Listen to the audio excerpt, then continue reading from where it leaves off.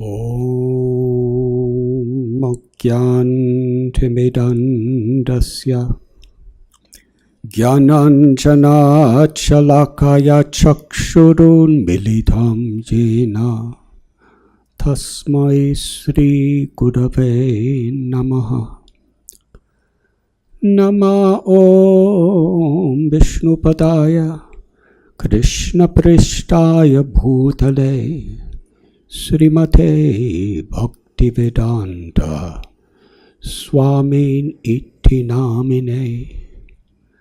Namaste Saraswati Deve Gauravani Pracharine Nirvishesha Shunyavadi Paschyatyate Shatarine Vanchakalpatarubhyascha Kripa Sindubhya Evacha Patitanam Bhavanebhyo Vaishnavebhyo Namo Namaha. Shri Krishna Chaitanya Prabhu Nityananda Shri Advaita Gadadhara Srivasa Gaur Bhakta Vrinda. Hare Krishna Krishna Krishna Hare Hare Hare Rama Rama Rama Hare Hare.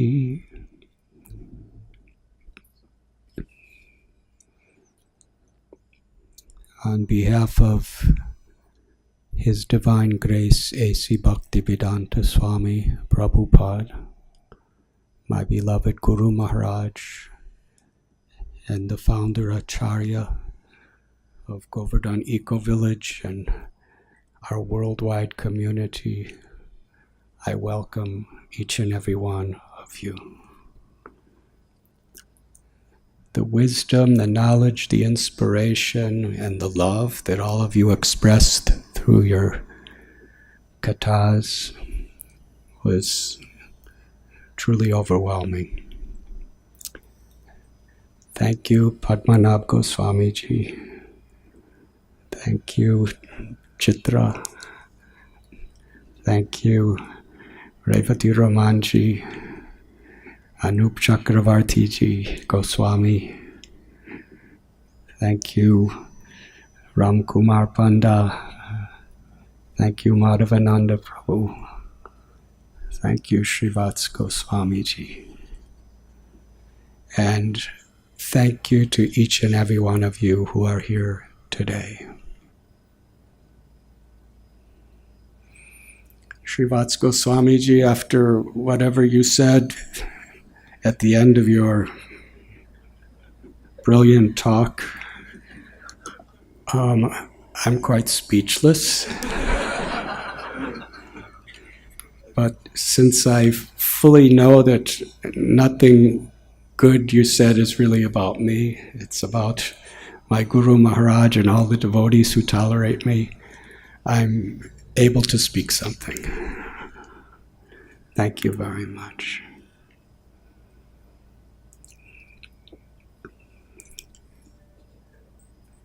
I was wondering what to talk about. And something just came to my heart as each of you were speaking. There was a devotee. He lived approximately 450 years ago. His name was Dukhi Krishna. And his guru, Hridaya Chaitanya, sent him to study under Srila Jiva Goswami in Vrindavan. His classmates were Narottam Das Thakur and Srinivas Acharya. He was such a great scholar. He was such an enlightened being. The service he was given throughout the day was to sweep the little forest paths of Nidhivan, Seva Kunj. And how grateful, how precious he considered that service. Now in those days, Vrindavan Dham was very secluded. There were no tourists, there were no dharamshalas, there was no hotels or restaurants. There was hardly any temples at that time. It was forest, very lonely. So who was he sweeping the pathways for? Some Brajabasis. He was throughout the day with tears of love and gratitude sweeping the paths of Vrindavan. None of them were paved. They were all just earth.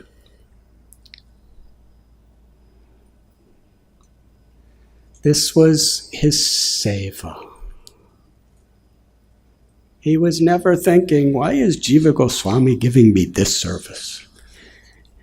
And after so many years, he still has me doing this service. Why doesn't he make me a pujari or something like that? Manager. Just sweeping. Because he understood so much the very essence of what bhakti is. As Acharya Srivatsa Goswamiji was saying, das, das, das, anudas. Not just in theory, but in heart. He understood that Vrindavan is sacred, not only because it is the place that the eternal pastimes of Shri Shri Radha Govinda Dev take place, not only because Lord Sri Chaitanya Mahaprabhu considered the ultimate place of pilgrimage,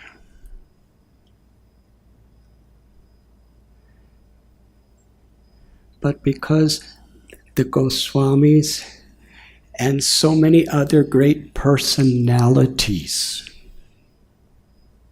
because they recognized the eternal sanctity of every grain of dust in Vrindavan. He worshipped those grains of dust. And his sweeping, he was sweeping paths that even nobody went to. But he was sweeping because he knew that Radha Rani and Krishna and his Guru Maharaj will be pleased.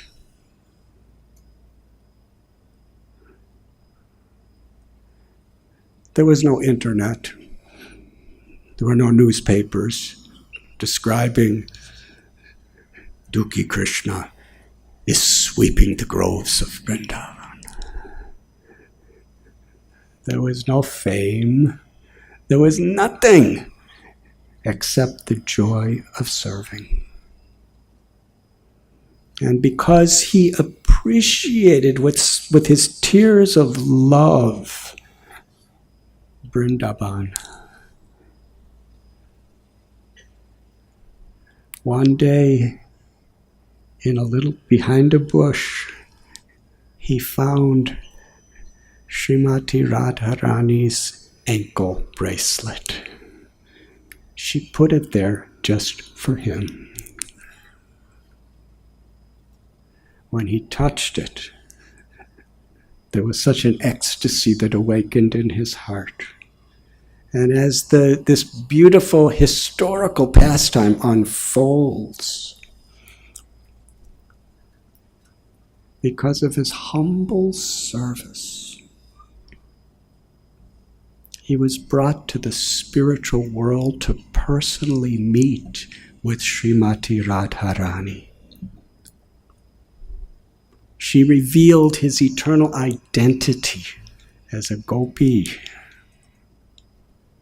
She personally gave him the name Shamananda Goswami and gave him her own deity of Krishna.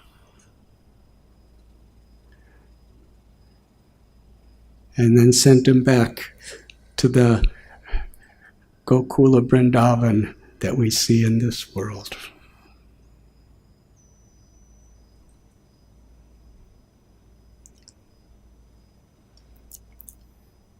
Sri Chaitanya Mahaprabhu, as a sannyasi, according to the tradition at that time, he did not want to confuse people, so he refused to meet royal people in royal status. The king, Prataparudra, was begging and pleading just to have one audience with Lord Chaitanya. But the Lord, he said, for me to meet with him is worse than drinking poison. If you ask me again, I will leave this place. And when Lord Chaitanya says that, it's louder than any sound system could possibly reverberate. But then when Sri Chaitanya Mahaprabhu saw the king Prataparudra with a broom sweeping the pathway of Jagannath Puri at the time of the Ratha Yatra, sweeping for Lord Jagannath, sweeping for each and every devotee. Lord Chaitanya's heart, like Sri Radharani for Shamananda Goswami, his heart reciprocated. And during that same Ratha Yatra procession, Lord Chaitanya, not only did he allow King Prataparudra to personally massage him, but Lord Chaitanya repeatedly embraced him and bathed him with the tears of his affection.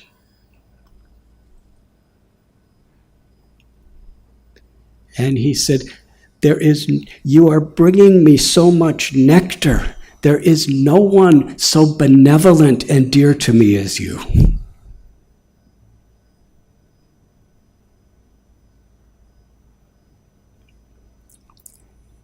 Prataparudra Maharaj was actually in disguise. Ramananda Rai Sarvabhauma Bhattacharya told him, just dress like a simple devotee. And when Lord Chaitanya was crying and praising him, he said, please tell me, who are you? Now this is a very difficult situation because you cannot lie to the absolute truth.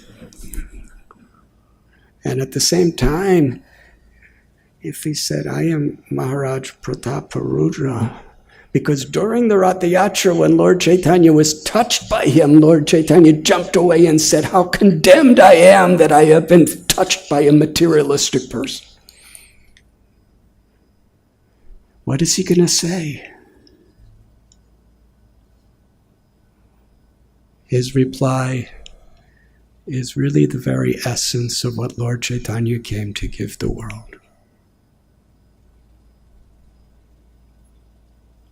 He said, I am the servant of the servant of the servant of your servants, and my only aspiration is to be the servant of the servant of your servants. At that time, Lord Chaitanya revealed to him his eternal divine opulences.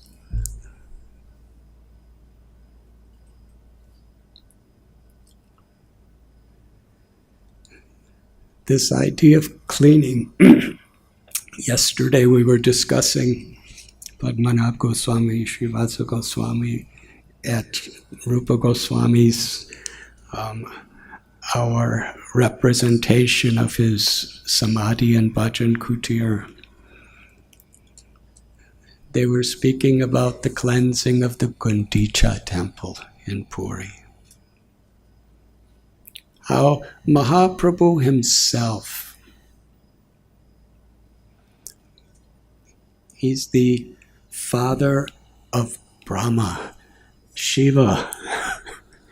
He's the absolute truth from whom everything emanates. He's the one supreme God of all gods that have ever been worshipped in any religion throughout history of all the universes. And yet he told the devotees, tomorrow I want to clean the Gundicha temple to make it appropriate for Lord Jagannath, Balaram, Subhadra to come. And he personally did it.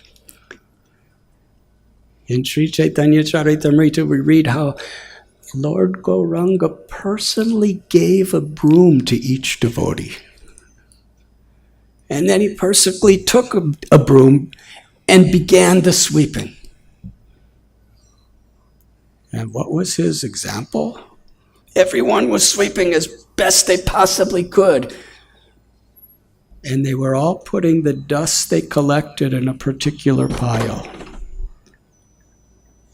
There was about 200 devotees.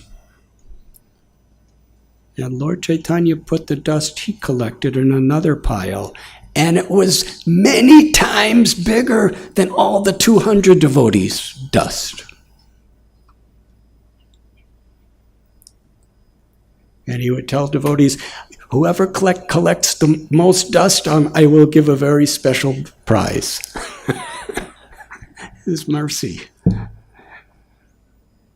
He wanted every devotee to try to inspire every other devotee by how they were sweeping.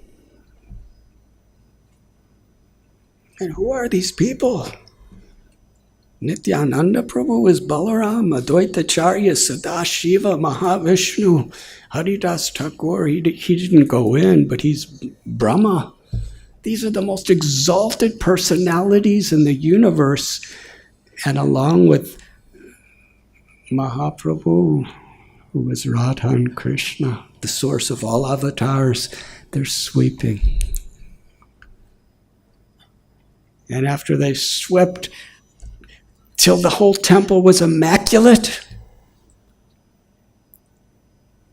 he gathered everyone together and he said, now we must sweep again to search for finer particles of sand and dust and straw. And then after that, buckets and buckets, thousands of buckets of water from Indradrumana Sarovar and so many other places were being used to wash and wash and wash. And Lord Chaitanya Mahaprabhu, sometimes he was washing so enthusiastically because he was doing it for Krishna. It was such a joy that he was crying tears, and there was not even need for any external water. He was washing with his tears. He was polishing with the cloth that he was wearing.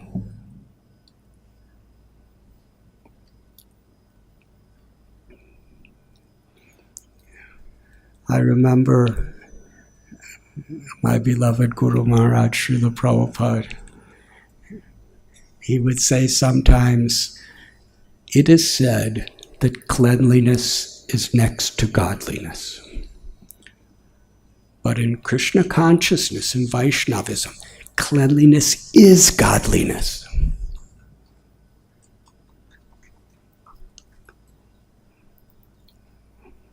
Lord Chaitanya gave us the holy names of Krishna.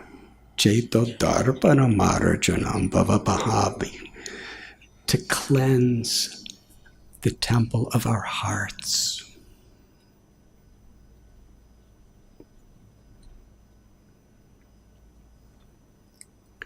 How does this relate to preserving the environment and the ecology of the holy places and all other places in the world. In the Bhagavad Gita, Krishna tells Maya Dyakshena Prakriti. Aham sarvasya prabhavo mata sarvam pravartati. That everything is coming from him. All material and spiritual worlds. Krishna tells that this material world is my energy.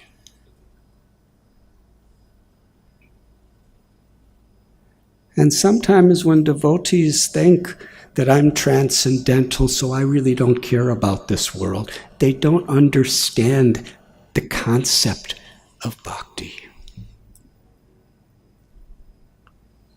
Because if we love Krishna, we will love his energy. How much the Lord emphasized this. I saw some of you sleeping, I'm sorry.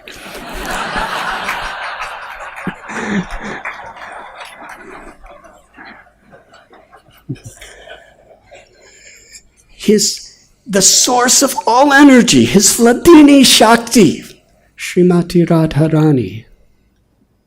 In some yugas, according to Puranas, how does she appear in the world? Vrishabhanu Maharaj is plowing the earth, and from under his plow, she appears out of Mother Earth. And according to Ramayana, Sita, the consort of Lord Sri Ram, how did she choose to appear from Mother Earth? Bhumi is an expansion of the feminine energy of Krishna. She's a supreme worshipable goddess.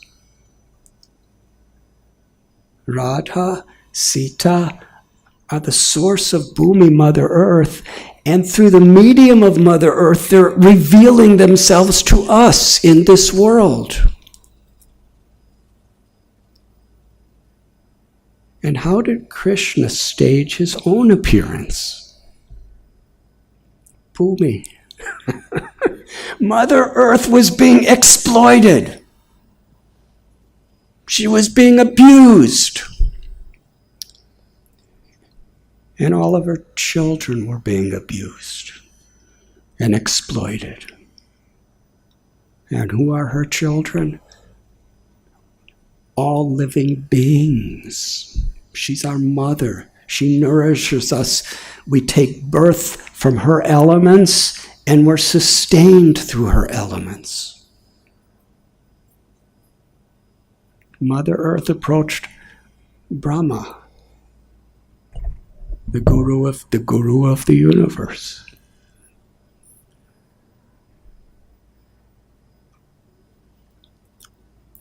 And then Brahma and the Devatas, along with Bhumi Devi, prayed for God to come. And Krishna appeared. From a spiritual perspective, the earth is our mother.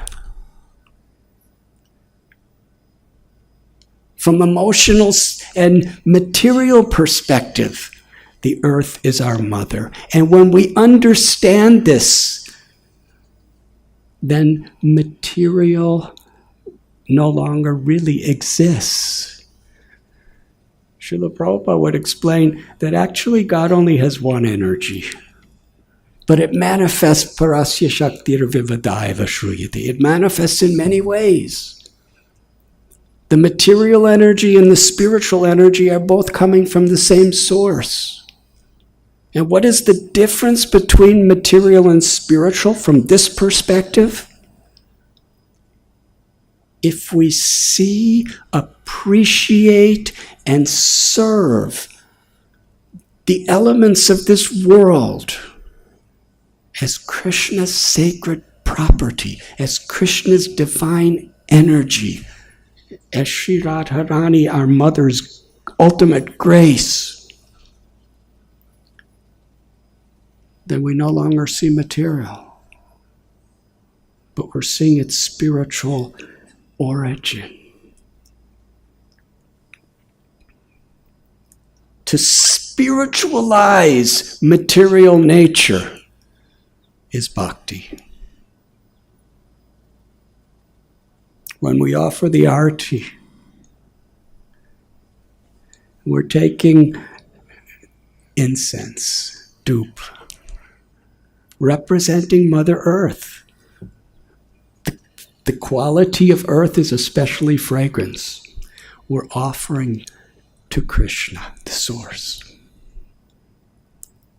And then we offer water in a little conch shell or shanka, and we offer it to Krishna. Fire, we put it in the deep and we offer it to Krishna. And with our chamaras or peacock fans, we're offering air to Krishna. And by chanting the holy names and ringing bells, Krishna is the sound and ether, we're offering ether to Krishna. So arti is not just a ritual, it's a philosophy. It's a path of gratitude and love. What we are receiving from Krishna, we're recognizing its divinity because of its connection to Krishna and offering it with love. It is a tradition at Ganga or Yamuna. What do we have to offer? We go in Ganga, Yamuna Mai, and we take 2 palmfuls of water, and with a prayer of gratitude, a prayer of love, a prayer begging for service, we offer that water back to Yamuna. Does Yamuna need that water? We're taking it from her. But yet when we offer it back to her, it's not just water. It's our consciousness, our love. And from a perspective of bhakti, the entire creation is facilities to offer love.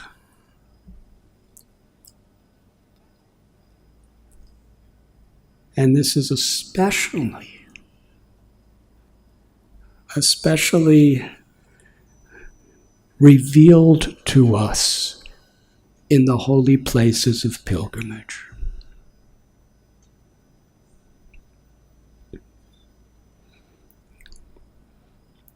Krishna tells in Bhagavad Gita, Paritranaya sadhunam vinashaya chaduskritam. He comes to this world to establish religious principles.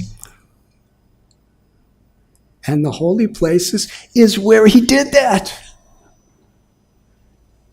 It's the foundation of religious principles, these holy places. Krishna in Vrindavan established, in Kurukshetra, Ramchandra in Ayodhya, Chitrakoot. These holy places are the places where the Lord has bestowed his supreme compassion upon the suffering souls and inviting us all back to his abode. If we do not honor and respect the sanctity of these holy places,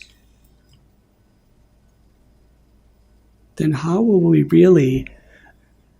anybody understand the deep spiritual nature of honoring Mother Earth everywhere? It actually needs to begin with the holy places. Otherwise, it's just an environmental thing. To leave the world a better place than you came. That's the mode of goodness. That's nice. But that is not what Krishna is giving us the opportunity to do. He wants us to liberate our souls with with Radharani's grace and his mercy.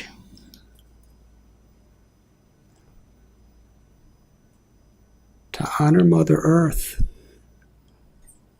To honor all the gifts that Radha Govinda are giving us in every leaf, in every drop of water that falls, in everything. That is the environmentalism. That is an inseparable, sacred aspect of bhakti. Because Krishna appears in this world, Karuna Sindhu, out of compassion.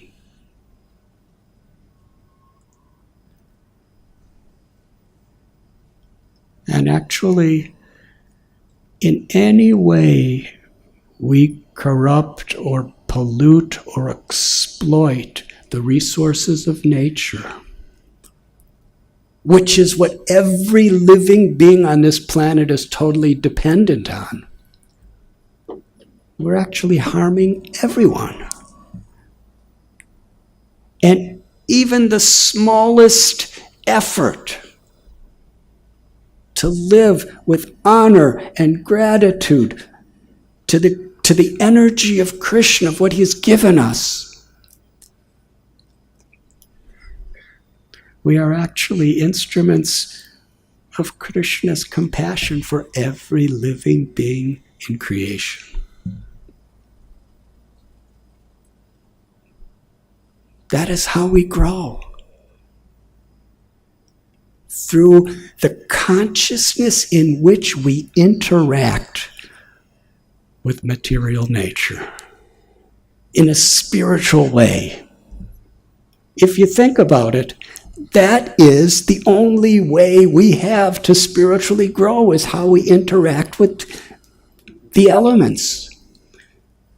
Sound is an element.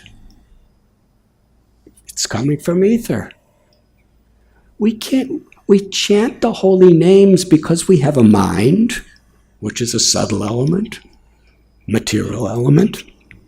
We chant the holy names because we have a tongue, which is earth, water, fire, air, and ether in a special composition. We chant the holy names and we hear because we have ears. So kirtan is an interaction with God's energy in this world, the elements. We have Ram Kumar Panditji, our very beloved friend. I've gone to Rath Yatra in Puri, and I've seen him, among others, carrying Jagannath. Jagannath is really Jagannath. They're carrying Jagannath from his altar to the chariot, and it sometimes takes an hour or more, because they're...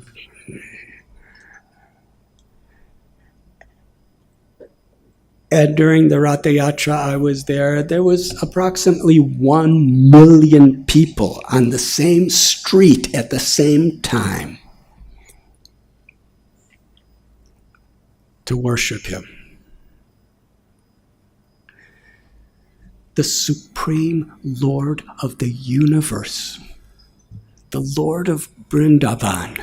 When Lord Chaitanya would look at Lord Jagannath, when he would see him from the Garuda Stamba, he would see Krishna playing his flute. Jagannath is appearing to us in the element of wood.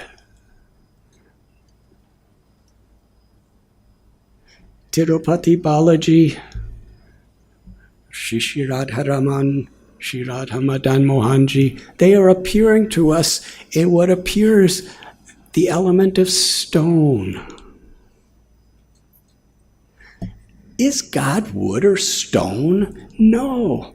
That is, it's not a representation, that is Radha Raman. That is the lover of Sri Radha right before us, totally, purely, transcendentally, spiritually, but in a way that we could see with our material eyes, and we can offer things with our material hands, and in this way to spiritualize our whole life.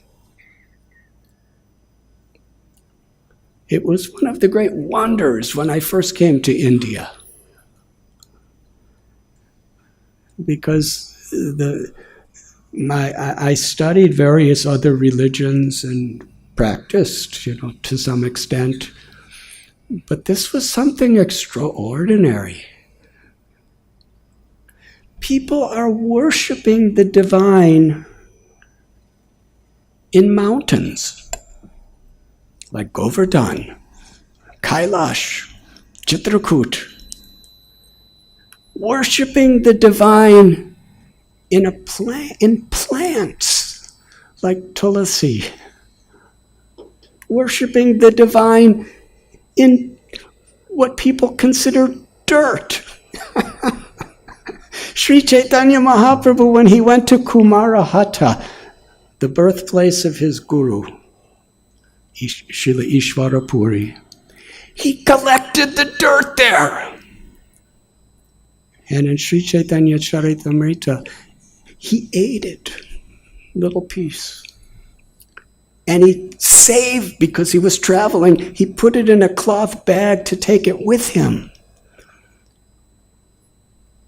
And as he was worshiping this dirt, he was crying, ecstatic tears. And he said, this earth, this dust, what we would say this dirt, is the treasure of my life. This dirt is my life and soul, because it is the birthplace of my guru.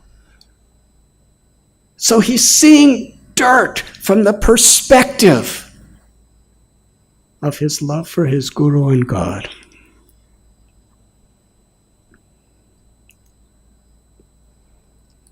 Yes, in India, I saw people worshiping rivers, offering pujas and offering oblations and offering prayers to rivers as people. Ganga, Yamuna, Godavari, Sindhu, Krishna, so many rivers, Saraswati, at Prayag, so many tens and tens and millions of people come to worship this confluence of three rivers. Where else in the world is this? They're seeing God in water. In stone. Stones. Shalagram Shila, Archamurtis, worshiping the Lord in oceans. In Jagannath Puri, Lord Chaitanya Mahaprabhu, when he bathed the body of Haridas Thakur in the ocean, he said, from this day on, this ocean, all the holy places and all of creation are in this ocean.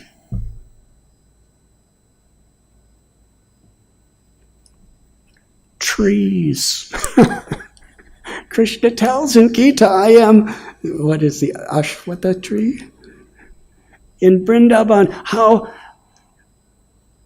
Bamsivat, a banyan tree, is worshipped.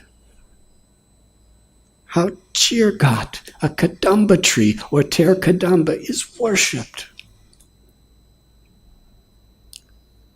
People embrace these trees. They bow to these trees. They pray for benedictions from these trees.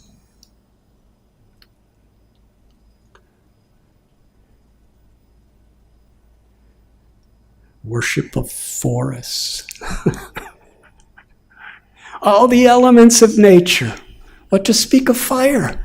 When we perform the yajna, the Agnihotra, I remember seeing, they're pouring really nice ghee in a fire, and sometimes they're even putting jewels in the fire. Because seeing Vishnu, seeing the Supreme Being in that fire to receive our offerings, to receive our prayers, and to reciprocally bless us in every way.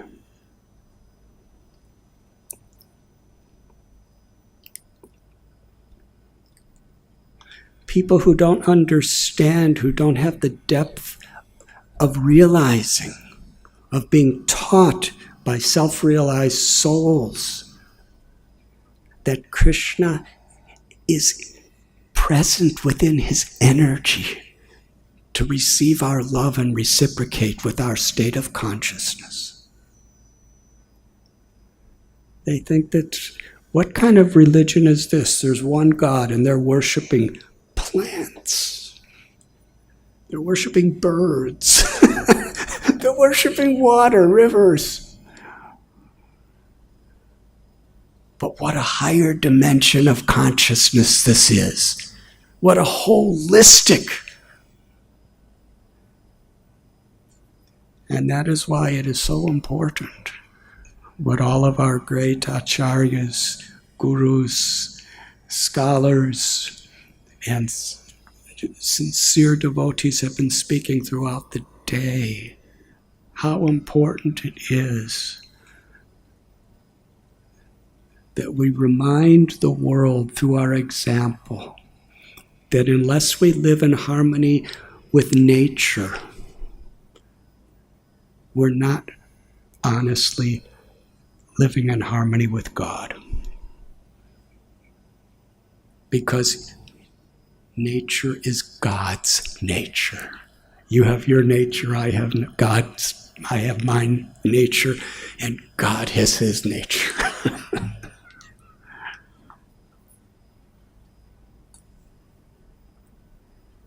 So I believe the purpose of this gathering today was to discuss and share with one another the purpose, the passion to clean our holy places, to honor and respect our holy places, and to extend that same principle in our life wherever we are. When you go on in the altar in the morning and you do your puja and your seva and your japa and your kirtan, you're preparing yourself to engage that energy wherever and whatever you do in the world. And similarly, when we visit the holy places of pilgrimage, if we really establish this principle in our lives, together we are going to restore the beauty of Krishna's holy places, of Radharani's holy places. Then we become empowered to apply that same principle wherever Krishna's nature may be. The only thing that's really lacking in this world, it's not money or industry, it's compassion. If we can't be compassionate for our common mother on behalf of our common father, then what is really the extent of our compassion?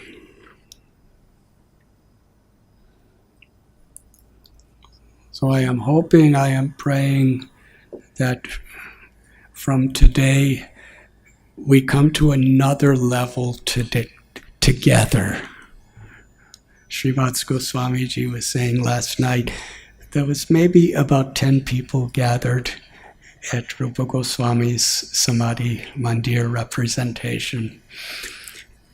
And he said, if just the people here now take it seriously, we could change the world. And it is that wisdom, that insight, that inspiration that will change the world. So let us all communicate and in whatever big or small ways make plans